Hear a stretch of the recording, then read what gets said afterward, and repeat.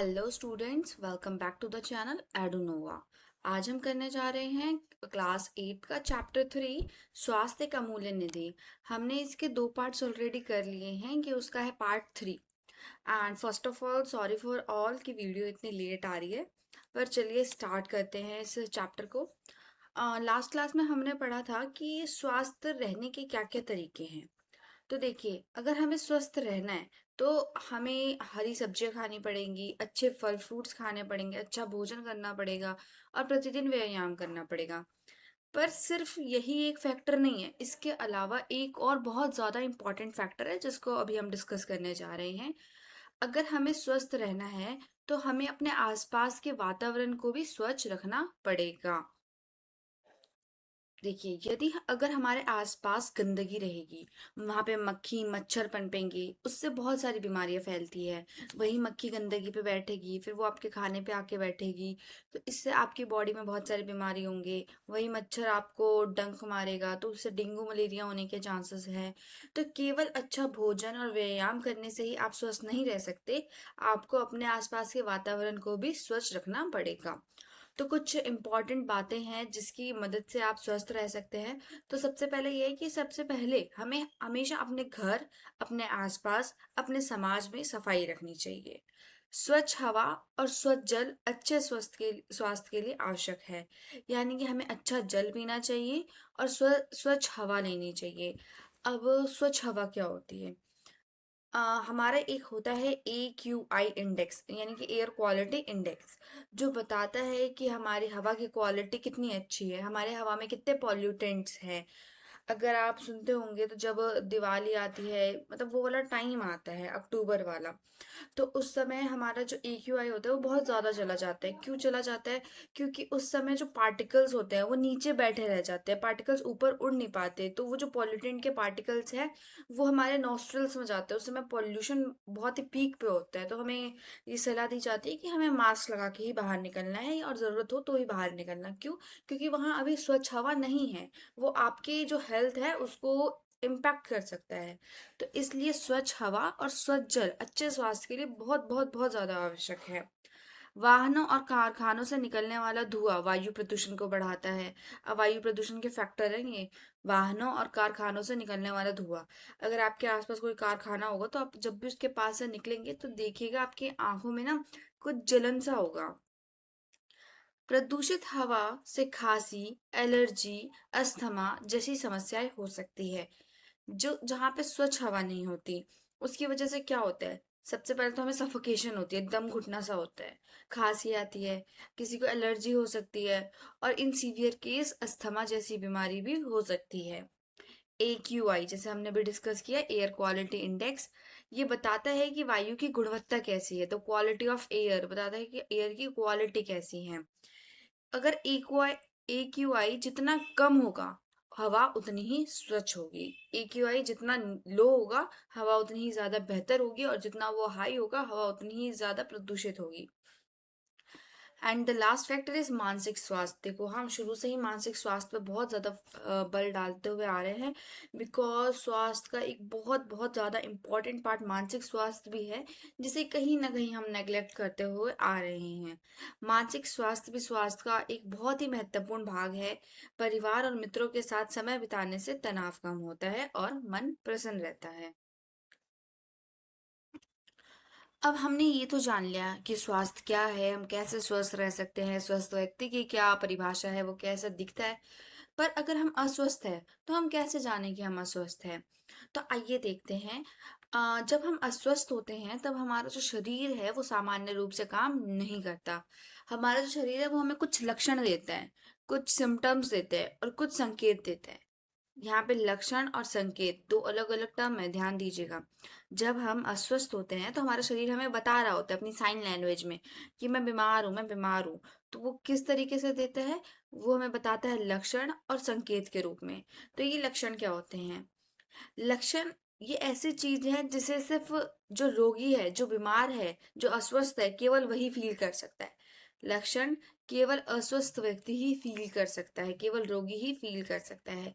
जैसे दर्द होना, थकान, चक्कर आना, कमजोरी, क्या कोई और अस्वस्थ है तो क्या आप ये सब फ़ील कर सकते हो? नहीं ना। तो ये जो अस्वस्थ होगा वही फ़ील कर सकता है।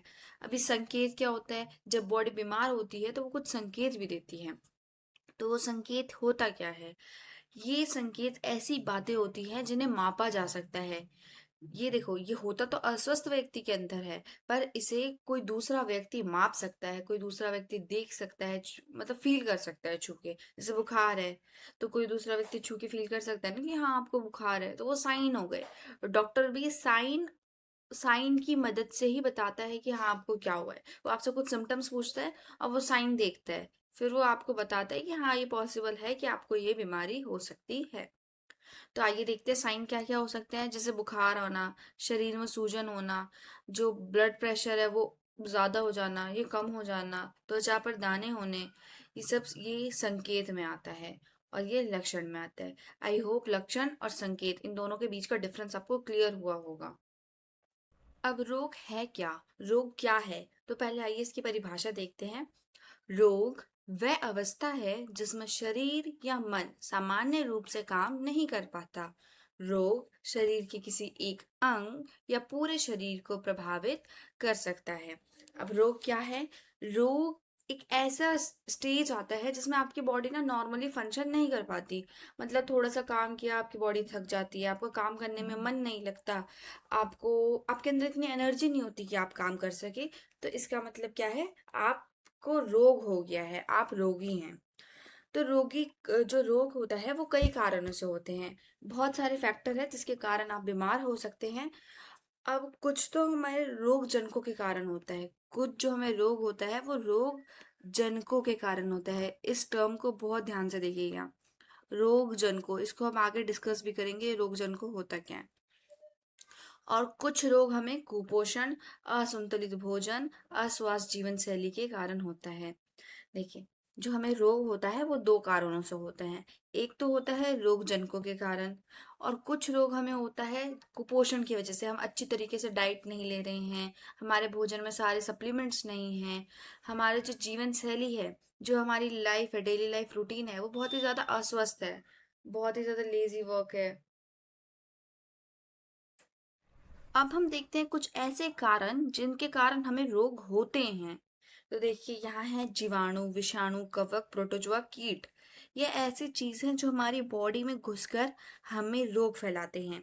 और कुपोषण यानी कि पूरे तरीके से अच्छे तरीके से संतुलित भोजन ना लेना, और अस्वस्थ जीवन शैली यानी कि बहुत लेजी डेली लाइफ रूटीन होना, ना सोने का पता ना जगने का पता, हमेशा बाहर की तली हुई चीजें खाना, तो इसे कहते हैं अस्वस्थ जीवन शैली। तो इनके कारण रोग होने के चांसेस होते हैं। अगर आप गौर करें तो ये जीवाणु, विषाणु, कवक, प्रोटोजोआ, कीट, ये हमारी बॉडी में घुसकर हम में रोग फैलाते हैं। तो इन्हीं को कहा जाता है रोग जनक। मैंने कहा था ना आपको, फोकस करिएगा इस रोग जनक वर्ड पर। तो इस रोग जनक का मतलब ही यही होता है, ये एक ऐसे जीव होते हैं जो हमारे शरीर में प्रवेश कर कर बीमारी फैलाते हैं। या अगर मैं सरल भाषा में कहूँ तो रोग उत्पन्न करने वाले जीव को रोगजनक कहते हैं। जैसे कि बैक्टीरिया, बैक्टीरिया यानी कि जीवाणु, जीवाणु के कारण क्या क्या होता है? जैसे टाइफाइड, टीबी, ये जीवाणु के कारण होते हैं। विषाणु के कारण आपको याद हुआ होगा कोविड-19 हुआ था। और भी है जैसे खसरा, फंजाई यानी कवक, कवक के कारण होते हैं दाद, देखे ना रिंगवॉर्म हो जाते हैं, फिर उसमें खुजली होती है। तो आई होप आपको ये समझ आया होगा रोगजनक कहते किसको हैं। रोगों के प्रकार। रोगों को हमने ब्रॉडली दो भागों में कैटेगराइज किया है। असंचरणीय रोग और दूसरा है संचरणीय रोग। संचरणीय मतलब जो संचारित हो सके, जो एक जने से दूसरे जने को फैल जाते हैं, उसे कहते हैं संचरणीय रोग। जैसे कि सर्दी जुकाम, डेंगू, हैजा, टाइफाइड, ये एक जने से दूसरे जने के फैलने के चांसेस होते हैं। अब असंचरणीय रोग इसी का अपोजिट, ये एक जने से दूसरे व्यक्ति में नहीं फैलता है। जैसे कि हृदय का रोग, मधुमेह यानी कि डायबिटीज, मोटापा, कैंसर, ये एक जने से दूसरे जने में नहीं फैलता है, तो इसलिए हम इसे कहते हैं असंचरणीय रोग। और दूसरा होता है हमारा संचरणीय रोग। अब इन दोनों को हम बहुत ही ज्यादा डिटेल में पढ़ने वाले हैं, तो आइए चलिए देखते हैं। पहले इनकी डेफिनेशन देखेंगे हम। असंचरणीय रोग, ये वे रोग हैं जो एक व्यक्ति से दूसरे व्यक्ति में नहीं फैलते। ये अक्सर गलत जीवन शैली, आनुवांशिक कारणों या शरीर की अन्य समस्याओं के कारण होते हैं। तो देखिए, ये ऐसे रोग हैं जो एक व्यक्ति से दूसरे व्यक्ति में नहीं फैलते, ठीक है? ये जिसको होता है मतलब उसी व्यक्ति की बॉडी तक ही रहता है। अब कई सारे मिथ होते हैं हमारे समाज में कि उनको डायबिटीज है तो उनकी फैमिली को भी हो जाएगा या उनके बच्चों को भी हो जाएगा, तो ऐसा जरूरी नहीं है। हाँ, कहीं कहीं पे अनुवांशिक गुण के कारण हो जाता है, पर ऐसा जरूरी नहीं है। तो ये होते क्यों हैं? ये गलत जीवन शैली क्या होता है? वही प्रॉपर एक्सरसाइज ना करना, अपने आप को फिट नहीं रखना, बिल्कुल भी फिजिकल एक्टिविटी ही ना हो, बाहर का तला हुआ खाना खाना या घर में ही ज्यादा ऑयली फूड खाना, ये होते हैं गलत जीवन शैली। आनुवांशिक कारणों यानी हेरिडिटी के कारण हो सकता है कि आपके मम्मा पापा से आपको ये बीमारी पास ऑन हुई हो, या जब आपकी बॉडी में कुछ ना कुछ मतलब डीएनए का इशू हो गया हो, तब ये बीमारी होती है। और भी बहुत सारे इसके कारण होते हैं, पर ये कभी भी मतलब एक व्यक्ति से दूसरे व्यक्ति में नहीं फैलेगा। जैसे कि मधुमेह यानी डायबिटीज, उच्च रक्तचाप यानी कि हाई ब्लड प्रेशर, हृदय का रोग या कैंसर, अस्थमा, ये एक व्यक्ति से दूसरे व्यक्ति में नहीं फैलता। अब इसके कारण क्या होते हैं? जैसे कि अभी मैंने बताया, असंतुलित भोजन। जो हमारा भोजन है, या तो उसमें फैट ज्यादा हो जाना, प्रोटीन ज्यादा हो जाना, मतलब पूरा बैलेंस फूड नहीं होना। व्यायाम की कमी, मतलब फिजिकल एक्टिविटी ना करना, मोटापा, प्रदूषण, धूम्रपान, तनाव, ये कुछ हमारे कारण हैं जिनके कारण हमें असंचरणीय रोग, जिसे इंग्लिश में कहते हैं नॉन कम्युनिकेबल डिजीज, इन्हीं फैक्टर की वजह से होते हैं। अब क्या आप जानते हैं, जो हमारे इंडिया में जो सबसे ज्यादा अभी जो डेथ हो रही है, या सबसे ज्यादा जो डिजीज पाए जा रहे हैं, वो किन किन के कारण पाए जा रहे हैं? वो हमारा है असंचरणीय रोग के कारण। आज भारत में असंचरणीय रोग बहुत तेजी से बढ़ रहे हैं। क्यों? क्योंकि लोग अधिक परिष्कृत यानी कि जंक भोजन खा रहे हैं, यानी जंक फूड खा रहे हैं लोग आजकल। मतलब ठीक है, बाहर निकलते हैं, कुछ ना कुछ जंक फूड खा के ही घर में आते हैं, जिस वजह से असंचरणीय रोग बहुत ज्यादा हो रहे हैं, मोटापा बढ़ रहा है, शारीरिक गतिविधि और व्यायाम कम हो गया है, लोगों की औसत आयु, जीवन प्रत्याशा बढ़ रही है। अब देखिए, औसत आयु यानी जीवन प्रत्याशा बढ़ने से ये असंचरणीय रोग का क्या रिलेशन है? देखो, जो संचरणीय रोग है, अब मेडिकल फैसिलिटीज अच्छी हो गई है तो वो ट्रीटेबल हो जाता है, क्यूरेबल है। तो लोग अब ज्यादा समय तक जिंदा रह रहे हैं, ज्यादा लोग ज्यादा समय तक जिंदा रह रहे हैं, जिस कारण जैसे जैसे उम्र बढ़ती है तो डायबिटीज, हाई ब्लड प्रेशर, ये सब होने के चांसेस ज्यादा हो जाते हैं। इस वजह से असंचरणीय रोग ज्यादा हो रहे हैं। वर्तमान समय में भारत में जो सबसे ज्यादा मृत्यु हो रही है, वो असंचरणीय रोगों के कारण ही हो रही है।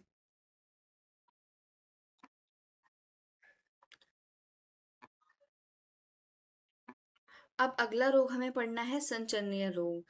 अब संचरणीय रोग रोग जनकों के कारण होते हैं। मैंने आपको बताया था ना, रोग जनक क्या होते हैं, बताइए क्या होते हैं? ऐसे जीव जो हमारे शरीर में घुसकर बीमारी उत्पन्न करते हैं, या अब हमारे शरीर में बीमारी लेके आते हैं, उन्हें कहते हैं रोग जनक। तो संचरणीय रोग रोग जनकों के कारण होते हैं। ये एक व्यक्ति से दूसरे व्यक्ति में फैल जाते हैं, इसलिए इन्हें संचरणीय रोग कहते हैं, यानी कि संक्रामक रोग कहते हैं। ठीक है, इसके उदाहरण क्या है? जैसे typhoid, dengue, flu, chickenpox, कोविड-19। कारण क्या है? इनका मुख्य कारण तो रोगजनक ही हैं, जैसे कि जीवाणु, विषाणु, कवक, प्रोटोजोआ इत्यादि, ये इसके कारण होते हैं। संचरणीय रोगों की उत्पत्ति और पसार, यानी कि जो संचरणीय रोग है, उसका जन्म कैसे होता है और वो कैसे एक व्यक्ति से दूसरे व्यक्ति में फैलते हैं। तो देखो, ये तो हमने जान लिया कि जितने भी जो संचरणीय रोग होते हैं वो रोगजनकों के कारण होते हैं। ठीक है, ये रोगजनक हमारे शरीर में निम्न माध्यमों से प्रवेश कर सकते हैं। मतलब कैसे ये रोगजनक हमारी बॉडी में घुस सकते हैं? तो देखो, सांस लेते समय वायु के द्वारा, या दूषित भोजन करने से भोजन के द्वारा, दूषित पानी पीने से पानी के द्वारा, संक्रमित व्यक्ति या वस्तुओं के संपर्क में, जैसे मान लो इस व्यक्ति को संक्रमित व्यक्ति है, अब इससे हम संपर्क में आ गए, तो इसके संपर्क से हमारी बॉडी में आ सकता है, या इसके द्वारा टच किए गए कोई सामान या यूज किए गए कोई सामान को हमने यूज कर लिया तो हमें भी होने के चांसेस है, या मच्छर या अन्य कीड़ों के द्वारा, कीटों के द्वारा ये हो जाता है। अब ये देखिए आपके ये डायग्राम है आपके एनसीईआरटी में, तो एक बार इससे गो थ्रू हो जाइएगा। ये संक्रमित व्यक्ति है, मान लेते हैं इसने कोई क्लोथ यूज किया और वही क्लोथ आपने यूज कर लिया, तो ये आपको होने के चांसेस हैं। अब डायरेक्ट कैसे होंगे? डायरेक्ट देखिए, अगर आपने इससे हैंडशेक किया तो हो सकता है इसके हैंड में वो जर्म्स, वो बैक्टीरिया हो, आपकी बॉडी में ये पास ऑन हो सकता है। मच्छर और कीटों के द्वारा, मच्छर और कीट क्या करेंगे, इस व्यक्ति से आप तक वो जो बीमारी है वो फैला मतलब पहुंचा देंगे आप तक। रेबीज जैसे इन जानवर होता है जिसमें रेबीज होता है, वो स्वस्थ व्यक्ति तक ऐसे पहुंच जाएगा भोजन के माध्यम से। या अप्रत्यक्ष, अप्रत्यक्ष तरीका क्या होता है, जैसे मान लीजिए कि इन्होंने एक ग्लास में पानी पिया और आपको नहीं पता था, आपने उसी ग्लास से पानी पी लिया, ये अप्रत्यक्ष हो गया। या इन्होंने मान लेते हैं कि छींक मारा और उसी हाथ से फिर उन्होंने डोर ओपन किया, फिर आपने जाके उसी हाथ से आपने भी उसी डोर को टच किया, तो इस तरीके से भी होने के चांसेस हैं।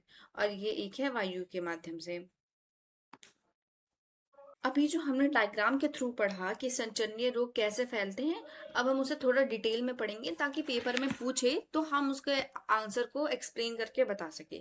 तो सबसे पहले हमने पढ़ा था वायु के द्वारा। जब संक्रमित व्यक्ति खांसता या छींकता है तो रोगाणु हवा में फैल जाते हैं, यानी जो भी रोग फैलाने वाली जो भी बैक्टीरिया या जो भी है प्रोटोजोआ फंजाई, वो हवा में फैल जाते हैं। और जब स्वस्थ व्यक्ति सांस लेता है तो स्वस्थ व्यक्ति के शरीर में प्रवेश कर लेते हैं, जैसे कि फ्लू, कोविड-19, टीबी। अब सेकंड है प्रत्यक्ष संपर्क द्वारा, यानी डायरेक्ट कांटेक्ट से। जब हम किसी संक्रमित व्यक्ति से सीधे संपर्क में आते हैं, जैसे उससे गले मिलते हैं, हाथ मिलाते हैं, छूते हैं, तो वो जो रोगजनक है वो एक व्यक्ति से दूसरे व्यक्ति में फैल जाता है। तीसरा है हमारा अप्रत्यक्ष संपर्क द्वारा, यानी इनडायरेक्टली कांटेक्ट में आने से। यदि संक्रमित व्यक्ति द्वारा उपयोग की गई वस्तु कोई दूसरा व्यक्ति या कोई दूसरा स्वस्थ व्यक्ति यूज कर ले तो भी उससे संक्रमण फैलने के चांसेस होते हैं, जैसे तौलिया, रुमाल, बर्तन, कपड़े, खिलौने इत्यादि। चौथा, दूषित भोजन द्वारा या पानी द्वारा। यदि भोजन या पानी रोग जनकों से दूषित हो जाए और उसका सेवन करने से रोग फैल सकते हैं, जैसे टाइफाइड, हैजा, हेपेटाइटिस ए। आपको पता है ना जो हैजा होता है यानी कि क्लोरिया, वो गंदे पानी से होता है। यस। मच्छरों एवं अन्य कीटों द्वारा। कुछ रोग मच्छरों, मक्खियों या अन्य कीटों द्वारा फैलते हैं। ऐसे कीटों को रोगजनकों को एक स्थान से दूसरे स्थान तक पहुंचाते हैं। मतलब ये जो मच्छर है इनसे रोग नहीं फैलते, ये वेक्टर का काम करते हैं, यानी रोग वाहक का काम करते हैं। ये रोगजनकों को एक स्थान से लेकर दूसरे स्थान तक पहुंचाने का काम करते हैं, जैसे डेंगू, मलेरिया। अब हम कुछ सामान्य संचरणीय रोगों को देखेंगे और ये रोग कैसे होते हैं, इनके कारण क्या है, लक्षण क्या है और संक्रमण के स्थान क्या होते हैं। तो इसका पूरा एक टेबल है आपके एनसीईआरटी में दिया हुआ, तो आज हम इसको बिल्कुल अच्छे से पढ़ने वाले हैं। तो मनुष्य को प्रभावित करने वाले कुछ सामान्य संचरणीय रोग। तो सबसे पहले हम देखने वाले हैं वायु के माध्यम से फैलने वाले रोग। तो इस वाले रो में हमारा रोग है, यहाँ ये किन के कारण होते हैं, यानी रोग वाहक क्या हैं। और थर्ड कॉलम में हमारा शरीर के संक्रमण का स्थान, शरीर के कौन से भाग को ये इफेक्ट करता है और क्या क्या लक्षण दिखाई देते हैं और हमें क्या निवारक उपाय करना चाहिए, यानी हमें उससे बचने के लिए क्या क्या उपाय करना चाहिए। पहला रोग है हमारा सर्दी, जुकाम और इन्फ्लुएंजा। ये होता किसके कारण है? विषाणु के कारण। और ये हमारी बॉडी के कौन से पार्ट पे अटैक करता है? हमारे रेस्पिरेटरी सिस्टम, श्वसन तंत्र, जहां से हम सांस वगैरह लेते हैं, ये उस वाले पार्ट पर अटैक करता है। इसमें लक्षण क्या देखने को मिलते हैं? नाक बंद होना, नाक से पानी बहना, गले में खराश रहना, ज्वर, ज्वर माने कि बुखार। अब आप देखोगे तो बुखार कोई एक बीमारी नहीं है, ये एक दूसरी बीमारी के लक्षण है। खांसी, शरीर में दर्द, ये कुछ लक्षण है सर्दी, जुकाम और इन्फ्लुएंजा के। तो इनसे बचने के लिए हमें क्या करना चाहिए? बार बार हाथ धोना चाहिए, व्यक्तिगत वस्तुएं साझा ना करें, जो हमारी चीज है हमें किसी और के साथ शेयर नहीं करनी चाहिए। और मुंह और नाक को मास्क से ढक कर रखें। अगर कोई आसपास ऐसा व्यक्ति है जैसे सर्दी और इन्फ्लुएंजा है, तो हमें अपने मुंह और नाक को मास्क से ढक कर रखना है। और साथ में अगर आपको हो भी गया है तो किसी और का ना हो, इसलिए अपने साथ हैंकी जरूर रखना है जिससे आप अपने मुंह और नाक को कवर कर सके। अगला है छोटी माता, जिसे चिकन पॉक्स भी कहते हैं। ये किसके कारण होता है? ये होता है हमारा विषाणु के कारण। ये कहाँ पे अटैक करता है? ये भी श्वसन तंत्र पे अटैक करता है और त्वचा पर। इसमें हमें क्या सिम्टम्स देखने को मिलते हैं? हल्का बुखार, त्वचा में खुजली, चकत्ते, फफोले। रोगी को पूरी तरह से अलग रखें। अगर जिन व्यक्ति को ये हो रखा है उन्हें हमें अलग रखना चाहिए। क्यों? क्योंकि ये बीमारी फैल जाती हैं। तो उन्हें हमें एक प्रॉपर सेपरेट रूम में या एक अलग जगह पे रखना है और उनकी यूज़ करी हुई चीज़ को यूज़ नहीं करना है। मुंह और नाक को ढककर रखें और टीकाकरण करवाएं। जो छोटी मात्रा से बचने का भी टीकाकरण होता है और जिनको हो जाता है शायद उनका भी होता है। तो ये जो टीकाकरण होता है हमें ज़रूर करवाना चाहिए। ये रोग भी हमारे हवा से ही फैलने वाले रोग हैं। खसरा। खसरा का कारक है हमारा विषाणु, यानी ये विषाणु के कारण होता है। और ये कहाँ पे संक्रमण करता है? त्वचा पे और श्वसन तंत्र पे। इसमें हमें क्या सिम्टम्स देखने को मिलते हैं? ज्वर, बुखार, यानी कि जैसा मैं कहते हुए आ रही हूँ, ज्वर जो बुखार है वो लक्षण है, कोई बीमारी नहीं है, कोई रोग नहीं है। गले में खराश, गले और गर्दन में खराश, कान तथा त्वचा के अन्य भागों में लाल चकत्ते। रोगी इसमें क्या करना है? हमें रोगी को अलग रखना है, मुंह और नाक को ढक कर रखना है। अगर हम उसके पास जा रहे हैं तो भी हमें अपने मुंह और नाक को ढक के रखना है। अगर वो किसी और से बात कर रहा है तो उसे भी अपने मुंह और नाक को ढक के रखना है। और स्वच्छता बनाए रखना है और टीकाकरण करवाएं। क्षय रोग यानी कि टीबी, ये किसके कारण होता है? जीवाणु के कारण। और इसमें संक्रमण स्थान क्या है? फेफड़े, यानी ये फेफड़ों पे इफेक्ट करता है। और इसमें क्या सिम्टम्स देखने को मिलते हैं? खांसी, बुखार, थकान, भूख न लगना और रात में पसीने आना। टीबी से संक्रमित लोगों के निकट संपर्क से बचे, यानी अगर किसी व्यक्ति को टीबी है तो उसके बहुत ही ज़्यादा पास जाके बातचीत करने से बचे। और जब आप बातचीत करते हैं उससे तो मुंह और नाक को ढक कर रखें, स्वच्छता बनाए रखें और साथ में टीकाकरण करवाएं। दूषित जल और भोजन से फैलने वाले रोग, यानी वो रोग जो दूषित जल और दूषित भोजन से फैलते हैं। सबसे पहले है यकृत शोथ, यानी कि हेपेटाइटिस ए। इसमें कारक क्या है? विषाणु। अब जैसे नाम से ही पता चल रहा है यकृत शोथ, तो ये शरीर में कौन से भाग को मतलब कौन से भाग को इफेक्ट करेगा? यकृत को। इसमें क्या लक्षण देखने को मिलते हैं? थकान, बुखार, भूख न लगना। मतली का मतलब होता है वॉमिटिंग जैसा फील, जी मिल जाना। और वमन का मतलब होता है वॉमिटिंग होना, यानी कि उल्टी होना। पीलिया, पेट के ऊपरी दाहिने भाग में दर्द रहना। इसमें क्या करना है हमें? मतलब इससे बचने के लिए जो भी हम पानी पीते हैं हमें उसे उबाल कर ठंडा करके ही पीना चाहिए और टीकाकरण करवाना चाहिए। हैजा यानी कि कॉलरा, ये हमारा जीवाणु के कारण होता है। और संक्रमण स्थान इसमें क्या है? आंत। इसमें हमें अतिसार और निर्जलीकरण होता है। अतिसार यानी कि लूज मोशन, बार बार वॉशरूम आना। और निर्जलीकरण का मतलब क्या होता है? कि पानी की कमी हो जाती है बॉडी में, यानी कि दस्त लग जाता है और बॉडी में पानी की कमी हो जाती है। इसमें क्या करना है? व्यक्तिगत स्वच्छता बनाए रखनी है, यानी खाना खाने से पहले, खाना खाने के बाद हाथ धोना है, साफ पका हुआ खाना खाना है। स्वच्छता संबंधित आदतों को अपनाएं, भली भांति पका हुआ भोजन खाएं और उबला हुआ पानी पिए और टीकाकरण करवाएं। आंत ज्वर यानी कि टाइफाइड, ये दोनों भी हमारा दूषित जल और भोजन से फैलने वाले रोग ही हैं। यानी कि टाइफाइड, इसमें कारक क्या है? जीवाणु। आपको कारक याद रखना है बहुत अच्छे से। और ये हमारी बॉडी के कौन से भाग को इफेक्ट करता है? आंत को। इसमें हमें देखने को मिलता है लक्षण, मतलब रोगी के अंदर ये लक्षण दिखाई देते हैं। कौन कौन से? सिर दर्द, पेट में तकलीफ, बुखार आना और अतिसार। अतिसार यानी कि लूज मोशन, बार बार दस्त आना। व्यक्तिगत स्वच्छता और स्वच्छता संबंधी अच्छी आदतों को अपनाएं। अच्छे तरीके से पका हुआ भोजन खाएं, उबला हुआ पानी पिए और टीकाकरण करवाएं। बेसिकली यही हमारे कुछ उपाय हैं जिससे हम बहुत सारी बीमारियों से बच सकते हैं।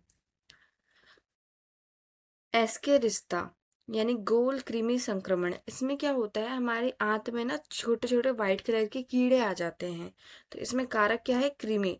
और ये हमारी बॉडी के कौन से भाग को संक्रमण करता है? आंत को। इसमें क्या होता है? जो हमारा वॉशरूम होता है, जो मल होता है, उसमें कीड़े आते हैं। इसमें भूख नहीं लगना, वृद्धि में कमी, अतिसार यानी दस्त होना, वजन कम हो जाना और रक्त अल्पता यानी कि अनीमिया, खून की कमी हो जाना। इसके लिए स्कूल में साल में एक बार दवाई भी दी जाती है, कीड़े मारने की गोली। आप जरूर लिया कीजिए उस गोली को। इसमें हमें क्या-क्या मेजर्स लेने हैं इस बीमारी से बचने के लिए, वही व्यक्तिगत स्वच्छता अपनाए रखनी है, स्वच्छता संबंधित अच्छी आदतों को अपनाएं, अच्छी तरीके से पका हुआ भोजन खाना है और उबला हुआ पानी पीना है। कीटों द्वारा संचरित रोग यानी कि ऐसे रोग जो कीटों के द्वारा एक जने से दूसरे जने तक पहुंचाए जाते हैं। तो इसमें है मलेरिया।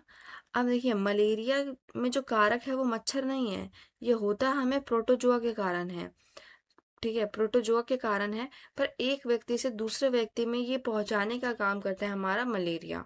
मलेरिया ही हमारी बॉडी में ये जो बीमारी है, ये डा सॉरी मच्छर ही हमारी बॉडी में ये बीमारी डालने का काम करता है। तो मलेरिया, इसमें जो कारक है प्रोटोजोआ, और इसका संवहन कौन करता है? मच्छर करती है। उस मच्छर का नाम भी है, पर अभी आपके सिलेबस में नहीं है, अगर आएगा तो मैं आपको ज़रूर बताऊंगी। त्वचा और रक्त, ये हमारी बॉडी के कौन से भाग को इफेक्ट करता है? त्वचा और रक्त को। इसमें बहुत ज़्यादा बुखार हो जाता है, बहुत पसीने आते हैं, कपकपी सी होती है। तो इससे बचने के लिए हमें मच्छरदानी और मच्छर प्रतिकर्षियों का उपयोग करें, यानी जो चीज़ मच्छर को भगाती है, हमें ऐसी चीज़ों का यूज़ करना है। पूरी बाजू के कपड़े पहन के रखना है, और अपने घर के आसपास मच्छरों को, जहाँ पे भी मच्छर इकट्ठा होते हैं, यानी जमा हुआ पानी या बहता हुआ पानी, तो ऐसी चीज़ों को हमें अपने घर के आसपास ढक के रखना है, या रहने नहीं देना है। और अगर कहीं पे अंडे पनपते हैं मच्छर के, तो हमें उसे साफ कर देना है। आसपास मच्छरों के प्रजनन को नियंत्रित करें। डेंगू ज्वर, इसमें क्या होता है? इसका हिंदी में नाम है हड्डी तोड़ ज्वर। इसका कारक है विषाणु। ये हमारी बॉडी के त्वचा और रक्त को इम्पैक्ट करता है। इसमें भी बुखार, सर में दर्द, मांसपेशियों और जोड़ों में दर्द रहता है, और मतली यानी वॉमिटिंग जैसा मन करता है। मच्छरदानी और मच्छर प्रतिकर्षियों का उपयोग करें। पूरी बाहों के कपड़े पहनें। घर के आसपास के स्थानों पर मच्छरों के प्रजनन के नियंत्रण करें, एवं रुद्र जल वाले क्षेत्रों से बचें। देखो, जो डेंगू का मच्छर होता है ना, वो रुके हुए जल में होता है, पर जरूरी नहीं है कि मलेरिया का मच्छर रुके हुए जल में ही हो। तो ये डिफरेंस है यहाँ पे। चलिए, मैं आपको आपके इन्फॉर्मेशन के लिए बता ही देती हूँ। जो मलेरिया होता है वो होता है फीमेल एनीफिलीज मॉस्किटो के कारण, और जो डेंगू होता है वो होता है फीमेल एडीज मॉस्किटो के कारण। याद रहेगा आपको नाम? फीमेल एनीफिलीज मॉस्किटो और एडीज मॉस्किटो। संचरणीय रोगों की रोकथाम, यानी कि अब हम कुछ ऐसे तरीके देख सकते हैं जिनका यूज़ करके हम संचरणीय रोगों से बच सकते हैं। यानी जो हमने निवारक उपाय देखे हैं ना, कुछ उसी तरीके के कुछ उसके जनरल पॉइंट्स देखेंगे हम। सबसे पहला, व्यक्तिगत एवं आसपास की स्वच्छता बनाए रखें, यानी अपने आसपास अपने वातावरण को साफ सुथरा रखना है, मच्छर मक्खी नहीं पनपने देना है, क्योंकि यही हमारे जो होते हैं वो रोग को एक जगह से दूसरी जगह तक फैलाते हैं। रोग वाहक होते हैं ये हमारे। दूसरा, स्वच्छ रहने की आदतें अपनाएं, जैसे कि प्रतिदिन स्नान करें, साफ सुथरे कपड़े पहने, नाखून समय समय पर काटें, साबुन से हाथ धोएं। रोग जनकों से बचने के लिए हाथों को साबुन और पानी से अच्छी तरीके से धोना चाहिए। कब कब? भोजन से पहले, भोजन के बाद, शौचालय के बाद और बाहर से आने के बाद, क्योंकि हम यहीं से ही होते हैं कि हम जर्म्स, बैक्टीरिया, कीटाणु वगैरह लेके आते हैं, जिससे हमें ये रोग होने के चांसेस होते हैं। तो इसलिए हम जब भी बाहर से आते हैं या शौचालय से आते हैं, तो हमें हाथ ज़रूर धोना चाहिए। अब खांसते और छींकते समय मुंह और नाक को ढककर रखें। क्यों खांसते और छींकते समय हमें मुंह और नाक क्यों ढककर रखना है? अगर मान लीजिए हमारे अंदर कोई संचरणीय रोग का रोगजनक है, कोई बैक्टीरिया है या कोई प्रोटोजोआ है, तो वो हवा में ना चला जाए, क्योंकि हवा में ही रोगाणु फैलते हैं। तो रुमाल या टिश्यू या कोहनी का प्रयोग करें। अगर आपके पास कोई कपड़ा नहीं है, तो हाथ से ही अपने नाक को कवर करना है। इससे क्या होगा? रोगाणु हवा में नहीं फैलेंगे। भीड़-भाड़ वाले स्थानों पर मास्क पहनें। मास्क पहनने से हवा के माध्यम से जो भी रोगजनक होगा वो आपकी बॉडी में एंटर नहीं करेगा। तो जो हवा से फैलने वाले जो रोग होते हैं उनसे बचाव होगा। व्यक्तिगत वस्तुएं साझा ना करें, यानी हमें दूसरों के साथ कभी भी अपना तौलिया, रुमाल, टूथब्रश, पानी की बॉटल, बर्तन, ऐसी चीज़ें जो हमारी पर्सनल होती हैं, हमें साझा नहीं करनी चाहिए। भोजन और पानी को स्वच्छ रखें, यानी हमेशा ताज़ा और अच्छी तरीके से पका हुआ भोजन खाना चाहिए, और साफ सुथरा उबला हुआ पानी पीना चाहिए। अगर हम फ्रूट्स खा रहे हैं तो हमें उसे धो के खाना चाहिए, और जो पानी पी रहे हैं हम, पहले हमें उसे उबाल कर फिर ठंडा करके पीना चाहिए। बीमार होने पर घर पर आराम करें। यदि हम बीमार हैं तो हमें घर पर रहना चाहिए। इससे क्या होगा, हमारा जो शरीर है वो जल्दी ठीक होगा और दूसरों को ये रोग फैलने की संभावना भी कम हो जाएगी। अब एक टॉपिक आता है हमारा कृमि। कृमि यानी कि वॉर्म्स। तो वॉर्म्स के द्वारा कौन से रोग होते हैं? जो ये कृमि से जो रोग होते हैं वो भी हमारे संक्रामक रोग ही हैं, जैसे हमने पिछले टेबल में भी देखा था। तो पहले जानते हैं हम कृमि है क्या। कृमि एक ऐसे परजीवी हैं। अब ये परजीवी क्या होते हैं, ये देखिए यहाँ पे मैंने परजीवी की डेफिनेशन लिखी हुई है। परजीवी ऐसे जीव होते हैं जो किसी दूसरे जीव के शरीर के अंदर या ऊपर रहकर उसी से भोजन प्राप्त करते हैं। जैसे कि जुई। जुई आपके बालों में रहकर आपकी ही बॉडी से भोजन प्राप्त कर रहा है, तो वो एक परजीवी है। तो कृमि क्या होते हैं? कृमि भी एक परजीवी है जो हमारे शरीर, ज्यादातर ये आंत के अंदर रहते हैं और ये हमारे भोजन के पोषक तत्वों को खाकर जीवित रहते हैं। और क्योंकि ये हमारे भोजन के पोषक तत्व खा जाते हैं तो हमारे शरीर को पूरा पोषण नहीं मिल पाता। तो ये फैलते कैसे हैं? ये फैलते हैं दूषित भोजन से, दूषित पानी, दूषित मिट्टी से, और अगर कोई संक्रमित व्यक्ति है तो उसके संपर्क में आने से, या संक्रमित जानवर के संपर्क में आने से। तो आई होप आपको ये संक्रामक रोग समझ आया होगा। नेक्स्ट वीडियो आएगी हमारे असंक्रामक रोग पे। Stay tune. Thank you so much.